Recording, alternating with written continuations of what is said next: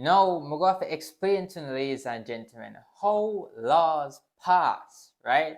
Because, since we know I'm in the political space, run for the MP candidate at Eastern Hanover, me get curious, like, study the political system and them kind of something there. And I realize there's a lot of bottlenecks in Jamaica, and it can kind of explain why we don't see much productivity and much development. We don't see much big changes take place because of these factors. So, I'm going to explain to you how laws pass, how they get amended as well, and you can realize how the system kind of create a lot of bottlenecks with us hold on the place. So first of all, right, now the laws, you have something called bill, right? This is not like a light bill or a JPS bill. This is where the MP, the member of parliament for your constituency, him present that to the lower house called the House of Representatives. These are all the colonial names we then give still using it because we're still under Babylon. So we're gonna put it up. So the MP, your member of parliament, goes him a member in the House of Representatives. So you present the bill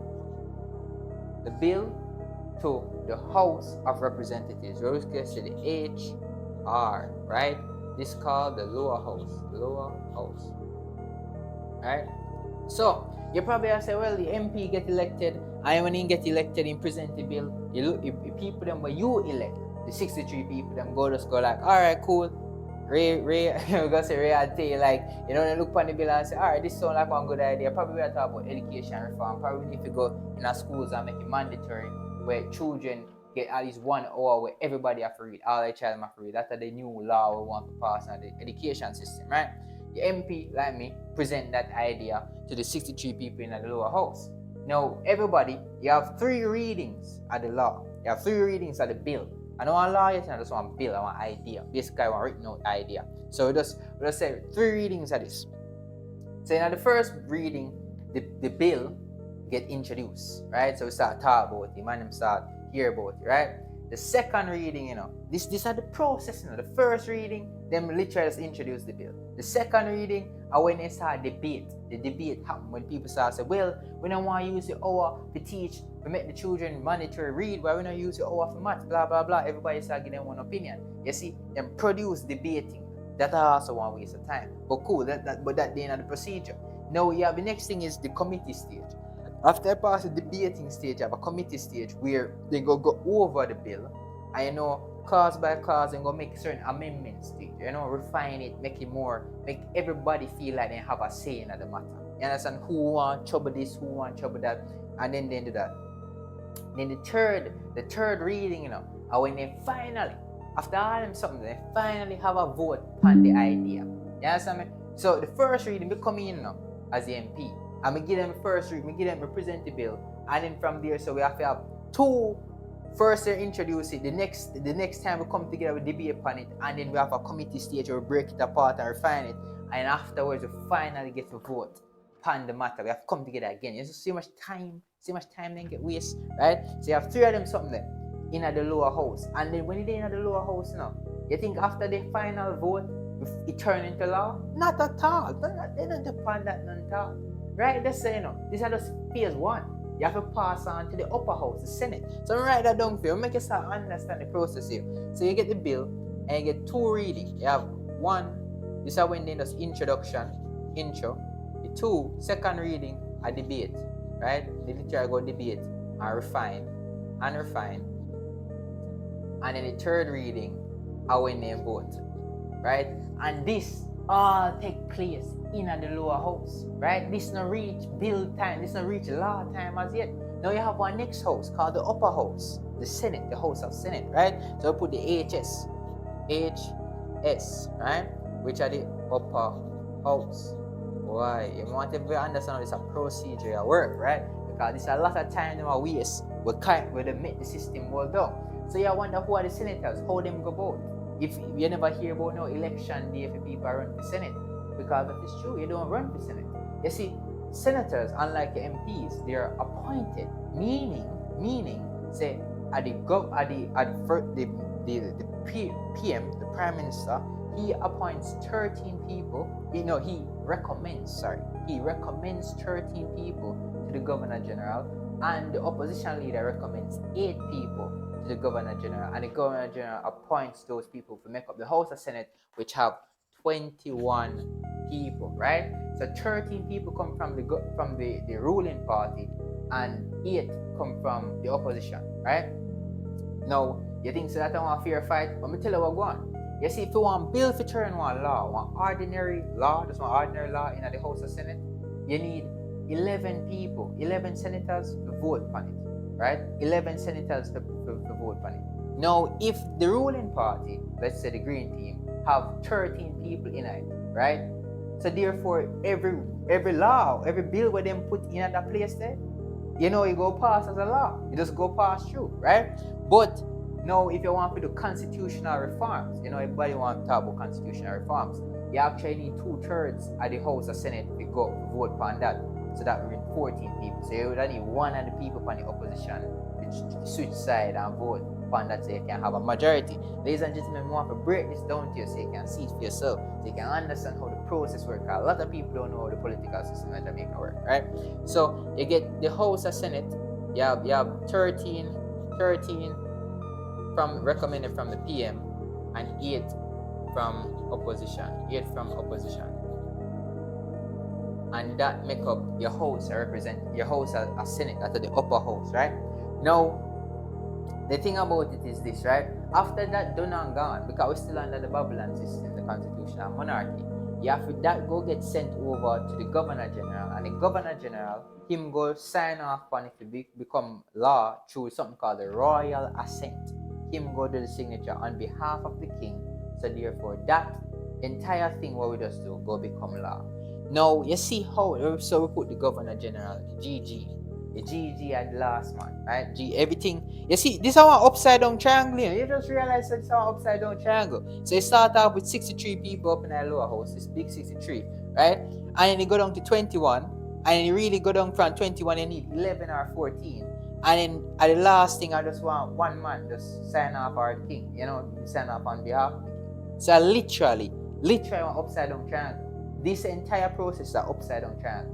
Pyramid, right? We tell us everything humans are pyramids. So it make you really strong and wonder, even if you want to put it the other way or you go up, you can do it like that. But that's what I show you how important it is and how this keep a bottleneck. Because let's say before 2016, when the JLP administration come in, right? You may have the PMP with Portia Simpson Miller.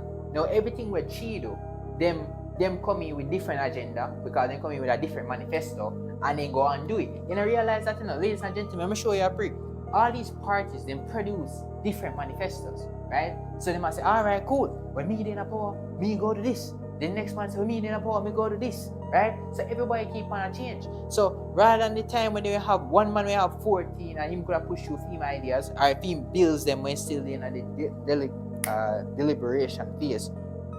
By the time the powers them switch, next man in a power, him kick out all the other man bill, start pushing for them agenda, for them manifesto, and that keep the whole country world down in our perpetual cycle of just lack of progress. So the progress where them are seeing in the last 9 years of the same administration, or what them are doing in 4 years, it never really can maximize. Why? Because you have this heap of checks and balances but waste a lot of time, and you just don't get stuff done fast enough.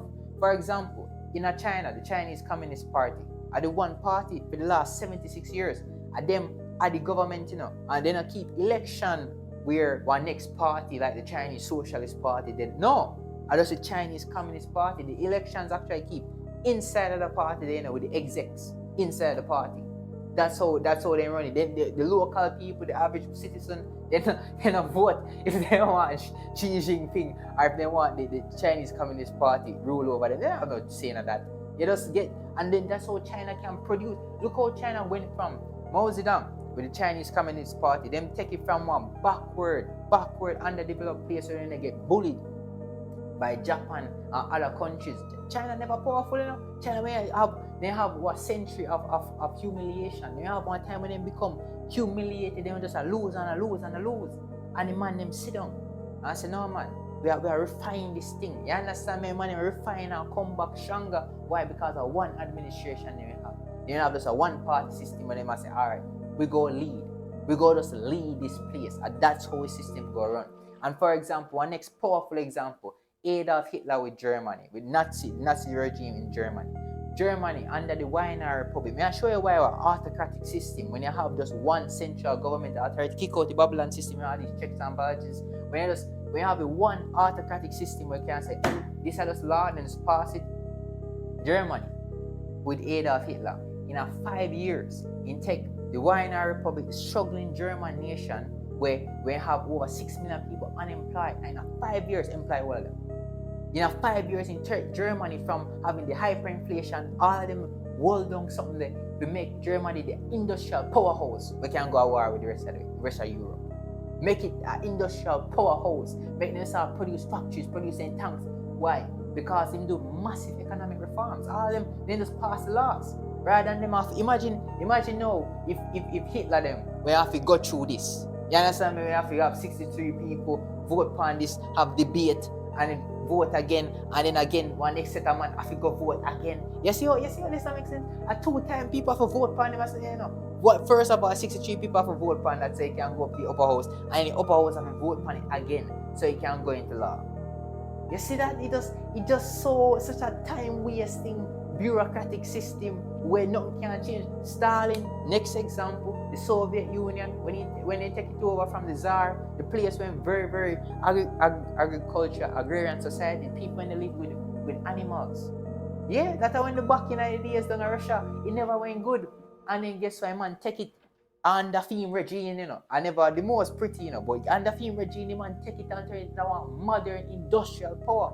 I see anything Jamaica can do. If you get one autocratic system in Jamaica, we can push them plan. Rather than having every 5 years each party produce their manifesto and I say, hey, see our manifesto here, this is our manifesto, this. You just have one vision for the nation. You say, all right, this is what we go do. We go turn Jamaica into an industrial powerhouse, 50-year plan, century plan. You understand me? You have a vision for the nation. Rather than every 5 years, election time, next man produce a manifesto and people them just jump around. So nothing can ever be done. Because there's no long-term planning in Jamaica. You can't have long-term planning.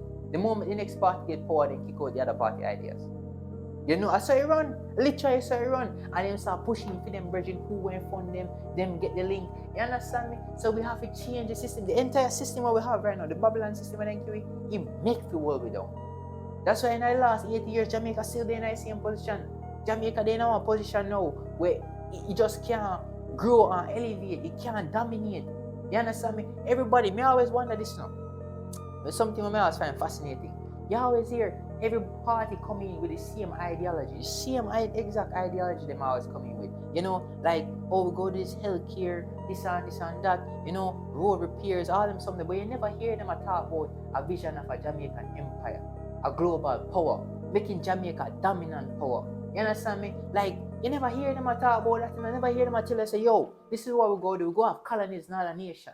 You understand? We go expand the Jamaican influence worldwide. We go make the passport have more power. Right now, the Jamaican passport can only go to 54 countries visa free. You understand me? We were a colony of England. England did a slavery ancestors, extract resources like cheap, underpay we. All them something, but guess what? No, we have to get that. We have to apply for a visa to go other country.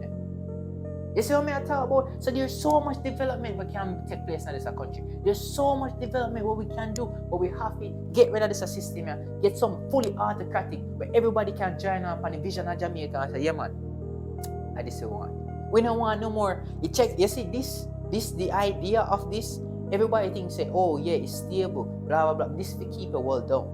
No nation ever developed fast enough, apart from probably America, but no nation ever developed fast enough. You want to see real change in our nation, you can't have one system like this. This influence terrible thing because you go always have the masses them get people don't know anything. For example, I'm upon life, I may talk, right? My brother tell me say, yo, Jamaica is not even a part. This a man you go support the green team and he might try to contradict what me I say. And he said Jamaica is not a part of the Commonwealth. Now, how can a Jamaican who don't know that Jamaica is a Commonwealth country, how can he have the right capacity to choose leaders for the country? He don't even know, he don't even understand nothing about the geopolitical system. How can he know? You understand me? I tell you, like, if they make everybody have an exam, people actually could sit an exam, we know about right, like politics and understand the system and how it work, and make them get the right to vote. If you pass the exam, then you can go vote. I tell you, say 90% of Jamaicans wanna vote. 90% couldn't vote them because they wouldn't know what they might vote for. They wanna understand. You understand me? I tell you, say, so this system it make for us maintenance. It's a system where the colonizers gave to us. Remember this now. Britain, the Babylon system, them give us this system and tell we say this a for you. And when they left, we maintain it. So obviously keep you stuck. I want a system we make to keep you at that level. So Jamaican people, if you want to rise, if you want to really and truly be an industrial power, because Jamaica can be a powerhouse, that may make you know. If you want to do that, we have to get rid of this system. This a checks and balance here, this bureaucratic system when they give. You have to have one vision, one nation, one central authority, and that's how we go grow. Everything else go lead to this. But just keep us like this every 5 years. Next election. You understand? What you go do? You go give me road and water? After last 60 years, people still want road and water? Come on, man. Terrible. So we have to elevate.